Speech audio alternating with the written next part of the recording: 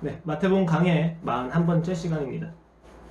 내가 원하노니 라고 하는 제목을 가지고 마태복음 8장 1절부터 4절 말씀 함께 살펴보도록 하겠습니다. 마태복음 8장 1절로 4절 말씀입니다. 함께 모두 찾으시면 함께 봉독하도록 하겠습니다. 시작! 예수께서 산에서 내려오시니 수많은 무리가 따르니라. 한 남자가 나와 전함에 이르되 주여 원하시면 저를 깨끗하게 하실 수 있나이다 하거늘 예수께서 손을 내밀어 그에게 대시며 이르시되 내가 원하노니 깨끗함을 받으라 하시니 즉시 그의 나력이 깨끗하여진지라. 예수께서 이르시되 삼가 아무에게도 이르지 말고 다만 가서 제사장에게 네 몸을 보이고 모세가 명한 예물을 드려 그들에게 입증하라 하시니라. 아멘. 마태복음을 조금 다시 짚어봅시다. 1장은 예수 그리스도께서 왕이신 나라의 원리를 보여주셨습니다. 오름을 가지고 심판하고 완벽한 자만이 살아남는 심판의 나라가 아니라 부족하고 약하고 악하고 숨기고 싶은 모든 죄를 들추시어서 품고 가시는 사랑의 나라의 원리라고 이야기했습니다. 그 2장은 어떠했습니까? 그 나라가 이미 구약에서 약속되어 있음을 보여주셨습니다. 그리고 3장에 이르러서는 예수님의 사역을 준비하는 요한을 통해서 세상에서 이야기하는 정의와 사랑이 가진 한계를 정확히 보여주시고 이제 시작되는 예수님의 사역을 대조적으로 보여주고 있습니다. 그리고 5장부터 해서 7장까지가 저희가 함께 살펴봤던 산상수훈의 내용입니다. 그 나라의 시민들이 지켜야만 하는 법과 삶을 보여주는 것이죠. 율법은 그대로입니다. 그러나 그 율법을 지키는 자의 신분이 달라졌다고 말씀을 드리면서 이 산상수훈의 본질은 자녀가 아닌 사람들이 자녀가 되기 위해서 지키는 율법이 아니라 이미 자녀가 된 자들이 자녀답게 살기 위해서 하나님 더 알고 아버지를 더 사랑하기 위해서 지키는 율법이라고 말씀을 드렸습니다. 그것이 바로 서기관과 바리새인의 의보다 더 나은 의라고 말씀을 드렸습니다. 이 산상수훈의 마지막에서 저희는 저번 주에 함께 권위에 대해서 살펴봤습니다. 권위가 무엇입니까? 법적인 정당성을 띠고 있는 능력과 행동이라고 하는 차원에서 예수님은 서기관과 다르셨습니다. 바리새인과 다르셨습니다.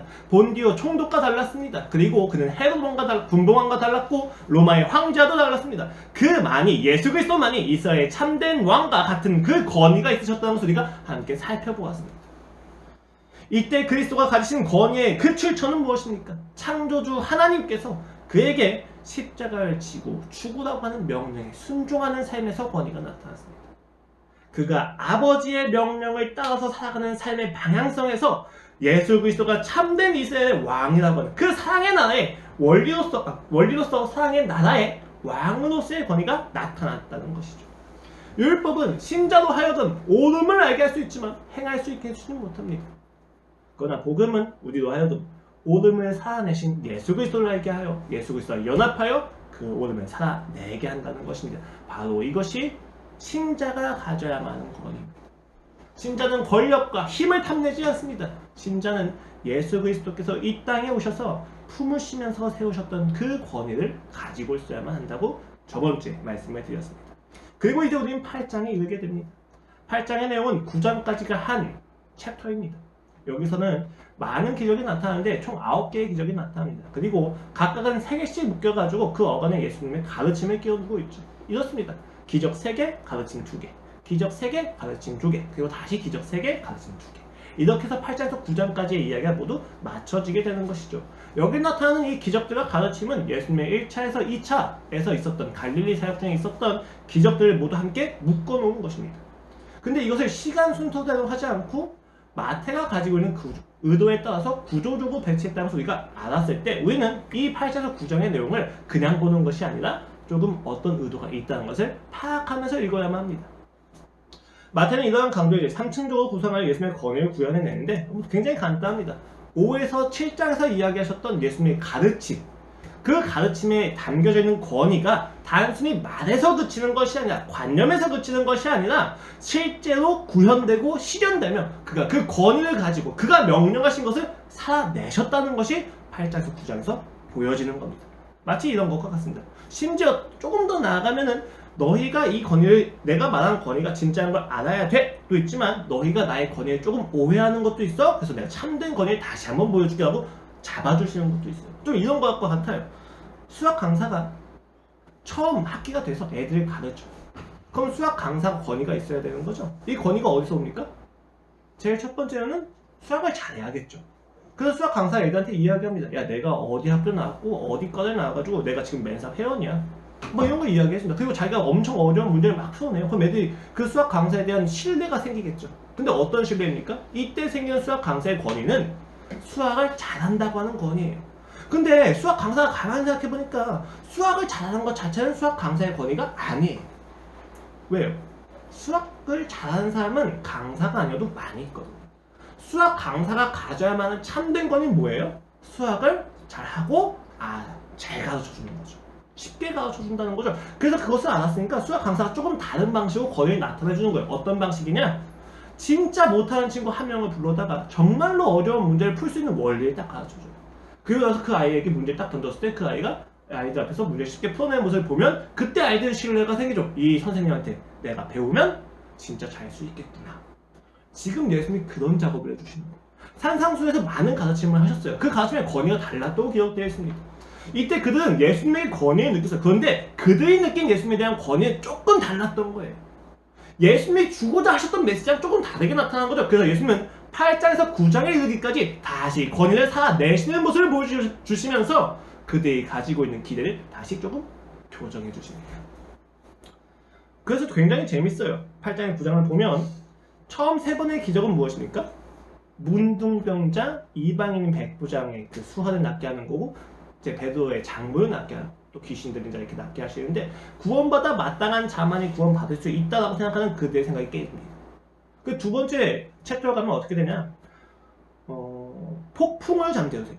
그리고 귀신을 다시 내쫓으시고 중풍병자를 고치시는데 중풍병자가 낫는 게 문제가 아니라 그 중풍병자를 낫게 하시면서 죄를 사해 주십니다. 예수님의 권위가 단순히 누군가를 낫게 하고 귀신을 쫓는 것을 넘어서서 자연과 초월적인 영역과 그리고 죄 사함의 권세까지 있다고 하는 것을 다시 한번 점층적으로 보여줍니다. 그 세 번째 이것은 어떤 권위를 보여주십니까? 또 이어진 세 가지의 기적을 보면 관원의 죽은 딸을 부활시켜주세요. 죽음까지 이기는 권세를 보여주십니다.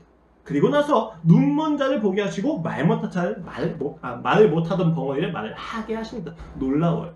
이 기적이 있고 나서 무슨 일이 있었냐면 그 부활의 기적을 보고 사람들이 메시아로 찾는데 바리새인과 서기관은 눈이 있으나 그를 메시아로 보지 못합니다. 입이 있으나 그를 메시아로 고백하지 못하는 것이 정확하게 대조적으로 나타납니다. 그러면서 예수님이 얘기해 주신 거예요. 나는 너희가 원하는 정치적인 메시아가 아니야.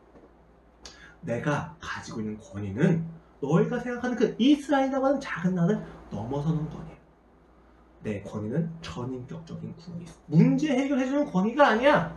내 구원은 내가 지금 이 땅에 가지고 온 권위는 너희의 모든 인격과 세상과 온 우주를 구원할 수 있는 영원한 놀라움과 사랑이란다 라는 것을 이 8장에서 9장에서 정확히 보여주신다는 거예요. 그리고 그 말미에 이르러서는 그 권위에 대해서는 세상의 사람들이 원하지 않는다는 것을 서기관과 바리새인을 통해서도 다시 나타내주는 것입니다. 그래서 마태복음 이후에 이어지는 전개들을 보면 점점 더 바리새인과 서기관의 핍박과 반감이 강해지는 것을 저희가 볼 수가 있어요. 이렇게 마태는 굉장히 깊은 의도를 가지고 우리에게 말해주고 있다는 것을 우리는 조금 더 깊이 살펴봐야만 합니다. 그리고 이러한 문맥에서 오늘 본문인 나병 환자를 치유해 주시는 사건을 좀 봐야 돼요. 단순히 이야 하나님 정말 예수님이 놀라운 기적을 가지고 계시구나, 능력이 있으시구나 에서 그칠 수가 없어요. 혹은 이런 해석도 굉장히 많이 있죠. 무리들이 같이 내려왔는데 문둥병자가 용기 있게 나와서 예수님 앞에서 엎드렸다. 야, 문둥병자가 사람들 앞에 나서는 엄청난 용기인데 그처럼 우리가 그 용기를 가지고 예수님 앞에 엎드려야 된다. 그리고 우리가 예수님 앞에서 구해야 된다. 그 절박함을 배우자라고 이야기하는 거예요. 그것은 오늘 마태복음에 이야기하는 것과는 조금 달라요. 물론 우린 절박해야죠. 우린 결단을 해야만 돼. 용기를 내야만 돼. 근데 오늘 본문에서 이야기한 건 나병 환자가 얼마나 놀라운 절박함을 가지고 있었느냐가 아니에요. 오늘 본문은 예수 그리스도의 권위가 얼마나 놀라운지에 대해서 이야기합니다. 예수 그리스도의 권위가 우리가 생각하는 것과 얼마나 다른지를 이야기하고 있다는 거예요. 그러니까 오늘 우리는 본문을 보면서 야, 나병 환자가 대단하구나가 아니라 야, 예수님이 놀랍구나를 봐야 된다는 거예요. 그럼 예수님의 권위가 무엇이 그토록 대단했는가? 이 나병 환자를 고치시는 기적을 통해서 예수님이 우리한테 무엇을 말씀하셨는가를 우리는 두 가지의 질문과 함께 살펴봐야만 합니다. 첫 번째는 문둥병자가 예수님의 능력은 확신하지만 예수님께서 내가 낫는 것을 원한다는 것에 대해서는 확신하지 못하고 있었다는 것입니다. 그런 이야기합니다. 본문을 보십시오. 주여 저를 깨끗하게 하실 수 있나이다 라고 분명히 이야기해요. 근데 조건이 붙죠. 무엇입니까? 원하신다면. 굉장히 놀라워요. 문둥병자는 지금 예수님께서 나를 깨끗하게 하실 수 있다는 것에 대한 능력은 확신하고 있습니다. 그런데 그 능력을 가진 자가 나를 사랑하는지에 대해서 확신을 가지고 있지 않아요. 그 부분에 대해서 이 부분을 통하여 예수님께서 무엇을 말씀하시는 것이며 왜 문둥병자는 그것을 확신할 수 없었는지 우리가 조금 살펴볼 필요가 있습니다. 두 번째는 치유를 마친 나병 환자에게 예수님 두 가지 명령을 하세요. 첫 번째는 무엇입니까? 아무에게도 이르지 말라. 물론 단 한 번도 지켜지지 않는 명령 중에 하나예요. 그쵸? 이러지 말라고 근데 다 얘기하고 다녀요. 아무에게도 이러지 마라. 첫 번째. 그 두 번째는 무엇입니까? 제사장에게 가서 네 몸을 보여주고 속건제를 드리라고 이야기하는 거예요. 제물 드리고 예물 드린 후에 그들에게 입증하라고 이야기합니다. 여기 좀 재밌어요, 여러분. 입증하라고 이야기하죠. 이상하지 않습니까? 앞에서는 아무한테도 이르지 말라고 이야기했습니다.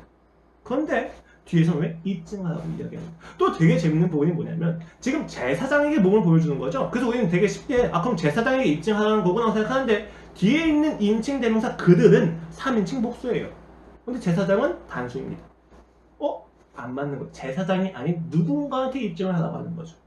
이 부분을 우리가 조금 더 깊이 살펴보면서 오늘 마태복음을 통해서 오늘 본문을 통해서 세넬 침례의 교회를 향해서 하나님께서 우리에게 무엇을 말씀하시는가 좀 추적해보고자 합니다. 그럼 첫 번째 질문부터 한번 풀어봅시다. 나병 환자는 왜 능력은 확신했지만 예수님의 사랑을 확신하지 못했을까요? 오늘 본문을 보면 나병 환자에게는 한 가지 믿음과 한 가지 불신이 있습니다. 그는 누구보다 예수님의 능력에 대한 확신이 있었어요. 이게 아까도 말씀드렸지만 의지나 어떤 절박한 자세가 강조되는 것이 아닙니다. 그런데 우리가 중요하게 생각해야 되는 건 나병 환자가 그럼에도 불구하고 예수님 앞에 나아가서 엎드린다는 건 굉장히 큰 용기가 필요한 일이에요. 레위기 14장에서 14장을 보면 나병 환자는 단순히 질 나쁜 피부병에 걸린 환자가 아니에요. 종교적으로 활동 장치가 금지가 됩니다. 그리고 이스라엘 백성 안에서 종교적 활동이 금지되었다는 것은 하나님의 저주를 받았다는 것이고 구원에서 멀리 있다는 거예요. 그래서 그들은 그 진영, 성으로부터 쫓겨나 있기도 하죠. 그들이 만약에 나병 환자인 것이 드러났을 때 상황에서 어떻게 해야 되느냐? 두 손을 번쩍 들고 흔들면서 나는 부정하다 하면서 돌아다녀야 돼요. 심지어 그 나병 환자가 자기를 속이고 들어온 것이 발각이 되면 돌 맞아 죽는 경우도 빈번히 있었습니다. 나병 환자가 오늘 예수님 앞에 나아가서 엎드릴 정도까지 나섰다는 것은 굉장히 큰 용기이긴 합니다. 그럼 그 용기가 어디서 나왔습니까? 간단해요. 예수님이 나를 치유해 줄 수 있는 능력이 있구나에 대한 확신에 섰다는 겁니다. 확신이 없는데 단순히 죽기 위해서 나아갈 수 있는 사람은 없어. 그럼 그 확신이 어떻게 있을 수 있었을까? 야, 나병 환자 대단하다. 믿음이 있구나. 좀 그렇지는 않습니다. 물론 예수님께서 돌아다니면서 치유 사역을 행하셨다는 것을 나중에 듣고 그 다음에 믿음이 생길 수도 있었겠죠. 그런데 조금 더 분명하게는 그들은 이미 구약에서부터 나병 환자가 낫는 기적에 대해서 듣고 배워왔습니다. 요한계시록 5장입니다. 14절 말씀 이하이니 나아만이 이에 내려가서 하나님의 사람의 말대로 요단강에 7번 몸을 잠그니 그의 살이 어린아이의 살같이 회복되어 깨끗하게 되었더라. 나아만이 모든 군대와 함께 하나님의 사람에게로 돌아와서 그의 앞에 서서 이르되 내가 이제 이스라엘 외에는 온 천하에 신이 없는 줄 아나이다. 청하건대 당신의 종에게서 예물을 받으소서 하니 예 그렇습니다. 나아만입니다. 이 나아만을 낫게 한 선지자의 이름은 무엇입니까? 엘리사입니다. 그들은 이 이야기를 너무 잘 알고 있었어요. 그리고 예수님이 오셨을 때 그들은 많은 경우 선지자라고 생각해왔습니다. 그러니까 이 선지자에게 나아가서 몸이 낫기를 원하면 나을 수 있겠구나, 선지자에게 그런 능력이 있겠구나 하고 그들은 말씀을 기초로 확신을 가지고 있었다는 거예요. 오늘날 우리가 말씀을 보면서 하나님의 능력이 계시구나, 하나님은 전능하시구나, 하나님의 이 땅에 있는 모든 문제를 해결할 수 있는 전능함이 있으시구나에 대해서 확신하고 있는 것처럼 나병 환자도 확신이 있었다는 것입니다. 그러나 단서가 붙죠. 원하신다면 그 전능이 나하고 상관이 없다고 생각하고 있었다는 겁니다. 혹은 이 전능이 정말 나에게 영향을 미칠 수 있을까에 대해서는 그는 확신은 못하고 있었다는 거예요. 하나님은 전능하시고 너무 맞습니다. 다 알고 있어요. 그런데 그 전능함을 사랑을 가지고 나에게 베푸실까에 대해서는 확신이 없었습니다. 그래서 그는 말할 수밖에 없었어요. 원하신다면, 주께서 당신이 원하신다면 나를 깨끗하게 하소서. 왜 그렇게 그는 믿을 수 없는 불신 가운데 있었습니까? 간단해요, 여러분. 사실 구약을 봐도 그 나아만 장군의 이야기를 보더라도 사실 나아만이 정말 절대적인 은혜를 받아서 나았다라고 이야기가 좀 어려울 수도 있어요. 1절 말씀을 보겠습니다. 아람 왕의 군대 장관 나아만은 그의 주인 앞에서 크고 존귀한 자니 이는 여호와께서 전에 그에게 아람을 구원하게 하셨습니다. 그는 큰 용사이나 나병 환자더라. 나병 환자인데 그냥 나병 환자는 아니에요. 굉장히 큰 장군과 용사였습니다. 그는 아람 왕의 총애를 받고 있었어요. 그는 크고 존귀한 자였죠. 그는 그 아람 국가에 굉장히 중요한 위치에 있었습니다. 그래서 아람 왕이 이스라엘 왕한테 편지를 보내요. 5절 말씀입니다. 아람 왕이 이르되 갈지어다. 이제 내가 이스라엘 왕에게 그를 보내리라 하더라. 나아만이 곧 떠날 새 은 10달란트와 금 6,000개와 의복 10벌을 가지고 가서 이스라엘 왕에게 그 글을 전하니 일렀을 때 내가 내 신하 나아만을 당신에게 보내오니 이 글이 당신에게 이르거든 당신은 그의 나병을 고쳐주소서 하였더라. 이스라엘 왕이 그 글을 읽고 자기 옷을 찢으며 이르되 내가 사람을 죽이고 살리는 하나님이냐? 그가 어찌하여 사람을 내게로 보내 그의 나병을 고치라 하느냐? 너희는 깊이 생각하고 저 왕이 틈을 타서 나와 더불어 시비하려 함인 줄 알라 한다. 이것을 명분을 들어서 나를 이스라엘에게 침공하려고 하는 것이 아니냐? 라고 이스라엘 왕이 의심을 했다는 것은 당시 아람의 국가 자체가 굉장히 약하진 않았다는 거예요. 이스라엘을 위협할 수 있는 정도의 국력이 있었다는 거죠. 여러분 이것은 무엇을 의미합니까? 나아만이 선지자 엘리사를 만나기까지는 그냥 단순히 절대적인 은혜가 있는 게 아니라 그가 가지고 있는 뒷병이 있었다는 거예요. 무언가가 있었다는 거죠. 구원받을 만한 자격이 있었다는 거예요. 그들은 그렇게 해석할 수 있었던 거죠. 그래 나병 환자도 치유받기 위해서 무언가 있어야 돼. 근데 대부분의 나병 환자는 배경이 없습니다. 용사가 아니에요. 크고 존귀하지 않습니다. 그렇기 때문에 그 세상의 기준이 그 나병 환자를 억누르고 있습니다. 왜요? 그는 평생 태어나서 태어나고 선천적인 후천적인 확실하지는 않지만 이 나병 환자는 굉장히 많은 인생 동안 사람들한테 무시당해 왔을 겁니다. 어느 누구도 그에게 손을 대지 않았어요. 그가 있는 것이 드러나면 2m 반경은 아무도 접근하지 않았습니다. 그런 나병 환자, 배경도 없는 나병 환자가 예수님 앞에서 나와 살 수 있는 건 단 한 가지였어요. 구걸입니다. 주여 원하신다면 날 낫게 하여 주시옵소서. 나병 환자는 예수님의 원함을 확신할 수 없었어요. 왜요? 자기가 가진 것이 없었기 때문입니다. 이것이 당시 그들이 생각하는 권위였습니다. 받을 만한 자격이 있는 자에게만 주어지는 혜택, 유익인 거죠. 그렇습니다. 그렇게 아무것도 없는 우리들은 그 혜택을 조금이라도 받아내기 위해서 해야 되는 게 무엇입니까? 구걸이라는 거예요. 오늘날 많은 그리스도인이 심지어 저마저도 가끔 하나님 앞에 구걸할 때가 있어요. 무슨 논리입니까? 여러분 기도가 구걸이 되면 안 됩니다.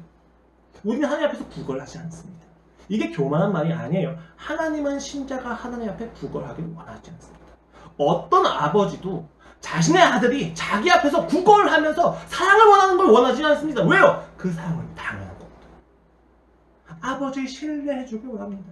구걸한다는 건 무엇입니까? 내가 무언가를 받기 위해서 무언가를 제공해야 되는데 제공할 것이 없으니까 내가 눈물과 신령과 진정을 드릴 테니까 이걸 받고 내게 혜택을 주옵소서라고 이야기하는 거예요. 율법의 한계입니다. 이게 세상이 이야기하는 기도라는 거예요. 그들은 자신의 어떤 신령과 진정과 자신의 불쌍함마저도 조건으로 내가 어서 무언가를 받아야 된다고 생각한다는 거죠. 그러나 오늘 예수님께서 그를 어떻게 치유하신지를 보십시오. 전혀 다릅니다. 나병 환자는 나와서 절하고 말하였습니다. 그런데 예수님은 나아온 그에게 손을 내미셨고 절하는 그의 몸에 손을 대셨습니다. 그리고 말씀하십니다. 내가 원하노니 깨끗함을 받으라 하시니 즉시 그의 나병이 깨끗하여진지라. 감격이었을 거예요. 원하신다면 라고 했는데 예수께서 이야기하십니다. 야 내가 원하진 않거든? 근데 네가 정말 열심히 기도하네. 이렇게 하는 거 쉽지 않네. 내가 그걸 봤으니까 너한테 나병이 어떻게 낫는지 알려줄게. 야 나만 잠깐 기억나지? 7분 요단강에 잠깐. 근데 그건 배경도 없잖아. 그러니까 너는 요단강 말고 저기 지중해까지 가서 몸을 담그고 와. 그럼 나을 거야. 라고 하지 않으셨어요. 뭐라고 하셨습니까? 단순히 내가 원하노니. 놀랍습니다. 정말로 센세이션했던 거예요. 왜 센세이션했느냐? 원하노니를 언제 말씀하셨어요? 나온 그에게 손을 내미시면서 손을 대셨습니다. 그렇게 안 하셔도 되는데. 여러분 여기서 일어나는 구원은 단순히 육체적으로 나병이 깨끗해졌다가 아니에요. 단 한 번도 따스한 성격을 느끼지 못했던 나병 환자가 자기 인생의 전체를 다 걸어서 구걸하고 있는 그 순간에 자기에게 처음으로 주는 사랑을 경험한 겁니다. 손을 대셨어요. 율법적으로 손을 대면 어떻게 됩니까? 부정해지죠. 아무도 손을 대지 않던지 사회적으로, 종교적으로, 그리고 어떤 심리적으로도 부정한 자였기 때문에 어느 누구도 함께 할 수 없는 나병 환자에게 예수님이 손을 대십니다. 그 이야기하십니다. 내가 원하는 이때 나병 환자가 구원받은 것은 단순히 육체적인 나병에서가 아니라 마음에서부터 시작됩니다. 이렇게 더러운 나를 사랑해 주신다. 만질 수 없는 나를 구원받을 수 없기 때문에 또 다른 정결 예식을 행해야만 깨끗해질 수 있는 그런 번거로움을 감수하시고도 나에게 손을 대시다. 그날 그에게 닿은 손의 감촉은 그의 평생에 결코 잊혀질 수 없었을 것입니다. 나병 환자는 구원을 받았습니다. 마음부터 사랑을 받아도 되는구나. 난 사랑을 받을 수 있구나. 그리스도께서 나를 사랑하시는 부정하고 더럽고 오염된 자신에게 사람들에게 상처를 받아 두점이 많이 생겼습니다. 그러나 그 두점을 뚫고 예수님이 오셔서 만지셨을 때 그는 이제 더 이상 나병 환자로 살아왔던 인생을 거두게 될 것입니다. 그것이 중요합니다. 예수님이 손을 대시는 그 순간, 그가 원하신다고 이야기하는 그 순간 나병이 떠나는 것을 넘어서서 그 나병으로 인해서 나병 환자와 같이 살아가던 그의 모든 인생의 억압과 트라우마가 다 사라졌다는 거예요. 감격했을 겁니다. 기뻤을 겁니다. 여러분, 아까도 말씀드렸지만 한국이 어떤 민담이 아니에요. 야, 네가 정성이 가득하니까 그 어머니가 치유받을 수 있도록 저기 산에 있는 절벽에 있는 꽃을 따다가 3일 동안 자지 않고 끓인 다음에 보름달했던 그날 그 무덤에 가서 한 남자의 시체에 있는 그 다리를 잘라다가 넣어서 끓여라 그리고 먹여라 라고 하는 게 아니라는 말입니다. 혹은 예수님께서 갑자기 뭐 그리스에 있는 어떤 신들처럼 갑자기 화가 나셔가지고 얘가 막 내가 아무 말도 하지 말라고 말을 막 하고 다녔잖아요. 그게 화가 나서 막 저주하시고 그런 게 아니었단 말이에요. 예수님은 달랐어요. 명확하게. 그의 정성과 그의 처지와 그의 구걸이 그가 행하신 기적의 동기가 아니었기 때문에. 그가 그 기적을 행하신 동기는 무엇이었습니까? 사랑이었습니다. 예수님이 보여주신 권위가 무엇입니까? 사랑을 통해서 그 부정한 것을 깨끗하게 해주시는 권위였습니다. 당시 이스라엘 백성이 가지고 있는 권위란 어떻게 하면 깨끗한 것을 잘 유지할 수 있을까에 가까워요. 어떻게 하면 내가 더러워지지 않을 수 있을까에 가까워요. 그러나 오늘 예수님께서 하시고 보여주신 권위는 그 부정함마저도 사랑으로 덮었을 때 그 부정함이 깨끗해지는 권위였습니다. 사람들은 몰랐던 거예요. 예수님께서 가지신 그 능력과 힘이 단순히 이스라엘 백성을 로마하는 그 국가와 앞뒤로부터 구원해주는 그런 권위라고 생각했는데 오늘 예수님이 그 나병 환자를 통해서 보여주신 권위는 부정함과 더러움을 깨끗하게 해주시는 거였어요. 이스라엘 백성이 커져서 세상을 압도하는 것이 아니라 이스라엘 백성이 죽어서 그 로마와 그 모든 이방 국가의 사랑이 넘쳐 흐르는 전혀 다른 권위였다는 것입니다. 이것을 평소 예수님은 보여주십니다. 너희가 권위를 잘못 생각하고 있다. 율법과는 정확히 대척점에 있죠. 어떤 부분에서 율법주의어는 부정한 자에게 손을 대어서는 안 되지만 부정을 넘어서서 그는 거룩을 보여주십니다. 그것이 바로 예수 그리스도의 권위였습니다. 그리고 두 번째는 이제 예수님의 명령에 또 다른 의미를 좀 써봐야만 합니다. 예수님께서 나병 환자를 깨끗하게 하신 후에 두 가지를 명령하시죠. 아까 말씀드렸듯이 첫째는 아무에게도 이러지 말라. 두 번째는 제사장에 가서 너의 몸을 보이고 예물을 드려라. 근데 몸을 보이고 예물을 드리려고 하는 목적은 무엇입니까? 그들에게 입증하기 위해서입니다. 입증을 위해서 몸을 보이고 예물을 드린 다음에 입증을 해야만 한다고 이야기하시는 거예요. 왜 그럴까요? 그리고 여기서 입증을 해야만 하는 그들은 누구일까? 우리는 여기서 아까 말씀드렸듯이 이게 모순이지 않을까? 왜 아무한테도 말하지 말라고 하셨는데 동시에 입증을 하라고 이야기하는 걸까? 라고 이야기하는데 여러분 사실 이거는 뭐 굉장히 쉽게 해결할 수 있는 부분입니다. 왜요? 아무에게도 말하지 말라고 하셨던 내용과 입증하라고 하는 내용이 다르다는 거예요. 이게 어떻게 다른가 좀 살펴봅시다. 먼저 우리는 예수님이 말하지 말라고 하셨던 내용이 무엇인지 파악해야만 합니다. 마가복음과 마태복음에서는 이런 이제 메시아 비메시아상이라고 이야기를 하거든요. 아무에게도 이르지 말라라고 하셨던 그 표현이 굉장히 많이 반복이 되어져요. 왜? 아까도 말씀드렸지만 단 한 번도 지켜진 적이 없는데 왜 그렇게 명령을 하시는 걸까? 간단합니다. 예수님은 자신이 행하신 기적을 통해서 오해받고 싶지 않으셨기 때문에 그리고 이미 오해하고 있는 그들에게 나는 그런 자가 아니야 라고 이야기하는 거예요. 그 오해가 무엇이었습니까?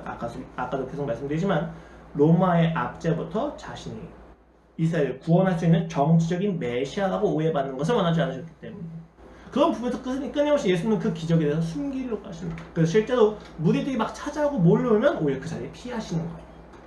왜? 예수님께서 가시는 곳에서 치유하고 이런 것들을 행하시는 목적은 무엇입니까? 정치적인 메시아가 아니라 하나님의 나라가 임했다는 것을 드러내 보여주는 기적입니다. 그래서 그 모든 기적의 목적은 십자가에 있다고 말씀을 드렸어요. 근데 사람들이 계속 이 기적을 통해서 다른 것을 기대하는 거예요. 그러니까 예수님 그것을 기대에 부응할 수는 없었던 거예요. 나는 너희가 생각하는 그런 메시아가 아니야. 얘들아 잘 따라오렴. 나는 십자가에서 죽을 거야. 나는 그 죽음을 통해서 너희를 구원할 거야. 그 사랑을 통해서 너희를 구원할 거야. 이걸 알아야 된단다 라였기 때문에 예수님은 아무에게도 이르지 말라고 하시는 거예요. 여기서 이르지 말라고 하는 내용이 무엇입니까? 예수님이 정치적인 메시아로 오해받을 수 있는 가능성에 대해서 얘기하지 말라는 거예요. 그렇다면 오늘 입증하라고 하셨다는 것은 그 입증의 내용이 정치적인 가능성, 정치적인 메시아하고는 조금 다르다는 것을 의미하는 거죠. 그럼 봅시다. 도대체 예수님께서 입증하라고 하는 내용은 무엇이고 그 대상은 누구였습니까? 이것을 풀면 굉장히 간단하게 해석이 될 수 있는데 사실 그 내용이 무엇인지는 앞에 있는 내용을 보면 좀 이해가 쉬워요. 예수님께서는 물론 이제 이 입증한 내용이 무엇인지에 대해서 굉장히 많은 이야기가 있어요. 이제 혹자는 율법을 정확히 이해하고 계시고 율법을 존중한다고 하는 예수님의 태도를 보여주고 계시는 거다. 율법 성취하러 오신 거니까. 혹은 예수님이 진짜 메시아라는 사실을 증거하기 위해서 문둥병을 낫게 하신 다음에 입증하라고 하신 거다 라고 이야기할 수도 있는데 아까도 말씀드렸지만 메시아 비밀 사상이 앞에 있기 때문에 그건 말이 안 돼요. 모순이잖아요. 입증할 내용이 좀 달라야 된다는 거죠. 이 내용이 무엇이냐라고 했을 때 먼저 이렇게 이야기하시죠. 제사장에게 너의 몸을 보이고 모세가 명한 예물 드려 라고 되어 있습니다. 이 부분이 굉장히 중요한 단서입니다. 레위기 13에서 14장을 보면 당시에 광야 땅에서 이제 방랑을 할 때 나병이라고 하는 것은 우리가 생각하는 문둥병만을 의미하지는 않아요. 사실 나병이라고 하는 것 안에는 온갖 피부 질환이 다 담겨져 있어요. 그래서 분별이 필요했습니다. 그 분별을 위해서 그 분별을 하는 사람이 제사장이 되었어요. 그래서 제사장 앞에서 격리 공간을 세운 다음에 그곳에 한 사람이 피부 질환이 생기면 거기에 7일 동안 가두어놔요. 그 7일 후에 이제 제사장이 와가지고 다시 한번 보는 거죠. 이때 괜찮으면 정하다고 이야기하고 속문제를 드리고 이때 또 여전히 피부 질환이 있으면 그리고 나병으로 의심되는 환자의 징후가 있으면 7일 또 가두어둡니다. 그러서 또 7일 후에 와서 보는데 이때도 정하다면 석문제물을 드리고 돌아가게 하고 정하지 않다면 이때는 부정하다고 판정을 한 뒤에 성에서 쫓아냅니다. 진영에서 쫓아내요. 그리고 그는 부정한 자로서 평생을 살게 되어 있습니다. 물론 부정한 자가 나중에 다시 문둥병이 회복되어서 오는 규례가 있는데 그 규례가 오늘 예수님이 말씀하신 그 규례예요. 제사장에게 네 몸을 보이고 네가 낫다는 것을 확인시켜주고 그런 다음에 속건제를 드린 다음에 들어가라 라고 이야기하시는 거죠. 자, 이를 바탕으로 생각해보면 우리는 여기서 입증해야 될 내용이라는 것이 예수님이 메시아다 이게 아니라 나병 환자가 스스로 정결해졌다 라고 하는 것에 대해서 입증하라는 것을 이해할 수 있어요. 그럼 입증해야 될 대상은 누굽니까? 제사장이 아니라 왜냐면 제사장이 이미 입증을 했잖아요. 그 순간에서 무엇을 입증하니까 이제 제사장으로부터 이미 내가 정결을 하라고 판정을 받았어 라고 누구한테 이야기해야 돼요? 가족과 백성들과 자신이 속할 사회 공동체한테 입증했어요. 왜요? 이제 그 사회로 들어가야 되니까. 나병 환자가 입증할 것은 사회적으로 공동체적으로 다시 자신이 받아들여질 수 있는 소속감과 자격에 대한 이야기였습니다. 놀라운 거죠. 오늘 예수님께서 나병 환자를 낫게 하시면서 생각하신 내용은 단순히 몸의 구원이 아니에요. 심리, 마음의 구원이기도 하고 동시에 공동체의 소속으로서의 구원이기도 했다는 것입니다. 단순히 예수님이 사회적인 차원까지 고려하시는 놀라우신 분이었구나. 오케이, 우리가 이제 앞으로 사회적으로 구원을 행하자. 이런 내용이 아니에요. 예수님의 구원이 전인격적인 것에 있다는 것입니다. 나병 환자가 정결해지면 구성원이 다시 될 수 있다. 너무 간단하잖아요. 그렇죠? 근데 예수님은 굳이 명령을 하시는 까닭은 무엇입니까? 나병 환자가 구성원으로서 회복되는 예시가 없기 때문에. 그것은 안다고 해서 되는 게 아니었단 말입니다. 여러분 누가 모릅니까? 치유가 되면 공동체 돌아갈 수 있어. 누가 몰라요? 다 알죠. 그런데 그건 예시가 없었단 말이에요. 그건 신뢰가 없었단 말이에요. 우리는 많은 인생 속에서 모두 답을 알고 있습니다. 예수님 믿으면 됩니다. 하나님 만나면 되죠. 하나님이 잔인한 것을 내가 누리면 나의 인생의 모든 문제는 해결될 것입니다. 그런데 가끔 이 말이 너무 폭력적으로 느껴지지 않습니까? 열심히 공부하고 왔는데 시험을 봤어요. 근데 오히려 점수가 떨어졌네? 부모님이 말씀하시는 거예요. 야, 더 노력해야지. 누가 모릅니까? 야, 왜 문제를 틀려? 문제를 맞춰야지. 아니, 누가 몰라요? 다 알고 있습니다. 문제 맞춰야죠. 노력해야죠. 집중해야죠. 이거 몰라서 내가 이렇게 되는 게 아니란 말이에요. 다 알고 있어요. 여러분, 우리가 신앙 가운데서 정답을 말할 때에는 그 무게감을 느껴야 합니다. 너무 힘들어요. 난 진짜 인생에서 죽을 것 같아요. 이거 하나님의 답이 아닌 것 같아요. 얘기했을 때 하나님이 답이 아니야. 네가 더 열심히 기도해야지라는 말에는 간단한 무게가 담긴 게 아니에요. 누가 모릅니까? 열심히 노력하고 하나님 자꾸 왔는데 모르겠다잖아요. 그거 어떻게 이야기해야 됩니까? 그럼에도 불구하고 이거 이야기하시는 건 예수님이 답이야기긴 하지만 그 말을 하는 동기와 책임과 무게감이 조금 다르다. 왜요? 세상은 여러분 답을 되게 쉽게 이야기해요. 이거 답을 알면 하면 되지. 효율적이라고 생각합니다. 그러니까 이게 알면 할 수 있어. 이게 사실은 비합리성이에요. 알면 못해요. 알아도 못하는 게 사실 인간입니다. 이것을 고려하고 우리한테 필요한 게 무엇이냐? 사랑입니다. 어떤 부모도 답을 이야기해주지만 답을 대신해서 살아줄 수는 없습니다. 그러나 같이 힘이 되어 살아줄 수 있습니다. 이 부분에서 이야기하는 사랑의 의미는 예수님께서는 이 땅에 오셔서 답만 말씀하신 게 아니라 답을 이루셨다는 거예요. 오늘 나병 환자의 사회 구성으로 다시 보내신 예수님 태도에서 무엇을 볼 수 있습니까? 그 모든 문제를 해결하시고 나서 보내시는 당당함과 자신감이 있으셨다는 거예요. 세상에 많은 종교는 문제 자체를 해결해 주지 않습니다. 그러나 예수님은 문제 자체를 해결하신 이후에 그 문제의 해결을 누리라고 이야기하시는 거예요. 전혀 다른 거예요. 이것을 닮은 신자의 모습과 삶은 답을 이야기할 때 그리스도께서 이 문제를 해결해 주셨기 때문에 내가 이 사람과 함께 해야겠다고 하는 거예요. 그때 사람은 그 사람을 통해서 함께함을 통해서 힘이 난다는 것입니다. 여러분 사실 저도 역할이 역할인지라 종종 이렇게 이야기를 해야 될 때가 있어요. 하나님을 만나야만 한다. 굉장히 무거운 말입니다. 왜냐하면 이 정답이 상대한테 큰 아픔이 되기도 하고 부담이 되기도 하기 때문이에요. 사랑이 승리한다. 정말로 힘들죠. 이 말 하는 게 정말 여러분이 생각하는 것보다 굉장히 어렵습니다. 왜냐면 그 사람도 알 거라고 생각을 하거든요. 그래도 사랑이 이길 수 있어라고 하면 굉장히 힘들어요. 왜요? 사랑이 승리한다고 해서 그 사람이 사랑을 버텨내요. 사랑을 해야지라고 생각합니다. 근데 여러분 안 되는 사랑을 하려고 노력하는 그의 인생이 얼마나 아픈지 아십니까? 그 아픔으로 제가 그를 계속 밀어넣는 거예요. 사랑을 하면 아프잖아요? 기다려야 된단 말입니다. 날 죽여야 돼요. 근데 그 길로 그를 계속 밀어넣습니다. 이 사랑만이 정말 정답이기 때문에. 그러면 목회자가 할 수 있는 가장 최선의 답은 그 말을 하고 나서 같이 기다려주는 걸로 가야 돼요. 이게 예수님께서 우리에게 보여주신 답입니다.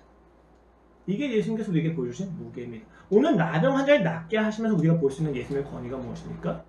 내게 말만 하고 해가 아니라 함께 하시니. 이게 정말 놀랍습니다. 말을 하시고 정답을 알려신 다음에 가가 아니라 정답을 알려주신 다음에 가자라고 하십니다. 거기서 우리는 진정한 힘을 얻는다는 것입니다. 거기서 우리는 진정한 동기가 나온다는 거예요. 율법은 이런 권위가 없어요. 세상은 이런 권위가 없어요. 우리가 가진 한계는 사랑을 해줬으면 대신해줄 수는 없단 말이에요. 그러나 예수님은 대신하셨습니다. 구원을 위해서 그 구원을 누리게 하기 위해서 그가 하실 수 있는 사랑은 말만 하는 것이 아니라 그 말을 따라서 그 말을 지키게 하기 위해서 죽어주시는 거예요. 우린 전혀 다른 종교입니다. 우리는 전혀 다른 가치관을 가지고 살아가고 있다는 것입니다. 우리는 그 예수님을 따라서 살아가야만 하겠죠. 예수님께서 보여주신 권을 보고 누려야 할 것입니다. 여러분 잘 보십시오. 오늘 이 나병 환자를 통해서 예수님께서 하시는 말씀은 굉장히 간단해요. 보여주신 그 교정시켜주는 권위는 간단합니다. 너희가 생각하는 구원은 이 정도가 아니야. 너희가 받아야 돼. 너희가 누려야만 하는 구원은 이 정도가 아니야. 문제 해결되는 게 우리는 구원이라고 생각했습니다. 나는 그냥 단순히 사랑을 받는 게 구원이라고 생각했어요. 내가 관념적으로 하나님의 나라를 느낄 수 있고 기대할 수 있는 게 구원이라고 생각했습니다. 내가 죽고 나서 천국을 갈 수 있구나가 구원이라고 생각했어요. 그런데 오늘 예수님이 나병환자를 치유해 주신 것을 통해서 그리고 8장에서 9장에 이르기까지 많은 기적을 행하신 것을 통해서 우리한테 보여주신 구원의 내용은 우주적입니다. 세상을 모두 뒤덮는 구원이에요. 나 하나가 단순히 천국에 가는 구원이 아니란 말이에요. 오늘 예수님이 보여주신 굉장히 깊습니다. 넓이와 깊이가 달라요. 그걸 누리라고 하시는 거예요. 야, 나는 단순히 너 하나 구원시키는 것을 넘어서서 온 인류를 구원시킨다.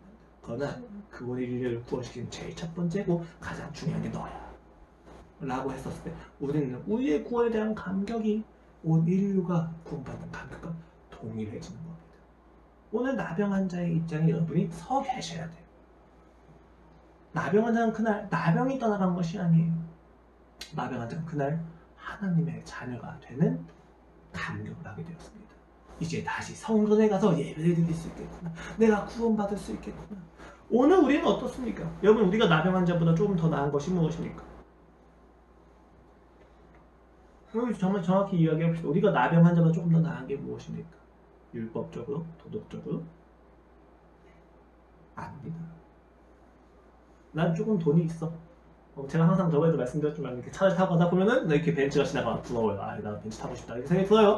그래서 동시에 어떤 생각을 합니까? 티커를 보면서, 티커는 요새 없죠. 마티즈를 보면서, 아유, 난 마티즈보단 낫지 라고 생각을 한다니까요. 가끔 인터넷에 검색을 해요. 뭐라고? 30대 초반 실제 수정액 평균. 이거 검색한다니까요.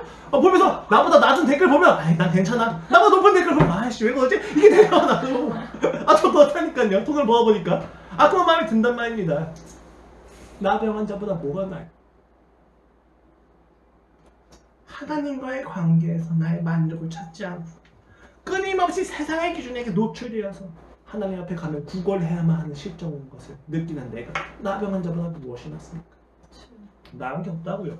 그런데 그 나에게 오늘 예수님께서 오셔서 이야기하시는 거예요. 야, 내 구원은 홍해를 가르기도 하고 여리고를 무너뜨리기도 하고, 내 구원은 너의 마음을 구원하기도 하고 너의 관계를 구원하기도 하고, 네가 가지고 있는 너가 세상에서 성공해야만 한다고 하는 그 강압으로부터도 구원한단다. 나는 너의 모든 결핍과 하나님 없음으로부터 구원을 행한단다. 가 오늘 마태복음 8장 9절에서 하는 이야기예요. 우리는 하나님의 구원을 어디까지 축소해서 생각합니까? 제가 왜 세상과 저를 비교하면서 30대 그 검색어 이상을 하면서 왜 그걸 하면서 제가 저 자신에게 뭐가 느낍니까? 하나님의 구원을 작게 이해하는 거예요. 아유, 나 구원해 주셔서 감사하긴 한데 나 차는 좋은 거 타고 싶은데. 그러나 오늘 하나님께서 우리에게 주신 그 구원은 그것으로부터도 구원이 있단 말입니다. 비교의식과 열등감으로부터 구원이 있단 말이에요. 오늘 성경이 이야기하는 구원의 권위는 달라요, 여러분. 우리가 생각하는 것보다 훨씬 뛰어넘어요. 인본주의에서 더 큰 꿈을 가져라? 아니, 그런 이야기가 아니라 하나님이 내게 주신, 이미 내게 허락된 구원이 넓다는 거예요. 이것을 왜 누리지 못합니까? 편협하기 때문이에요. 나는 구원을 요것만 생각하는 거죠. 내 문제가 해결되는 것만 구원이야. 그럼 다른 거는 못 누리게 됩니다. 하나님께서 이 구원을 누리시게 하는 방법과 순서는 하나님의 자유예요. 우리가 하나님께서 나를 구원하신 영역을 찾아가는 거지. 그렇죠? 하나님께서 나에게 주셔야 될 구원을 강요할 수 없는 것입니다. 여기서 우리의 기준이 무너져야 되는 거예요. 그래서 우리가 많이 고백하잖아요. 지나고 나니까 이게 구원이었구나. 왜요?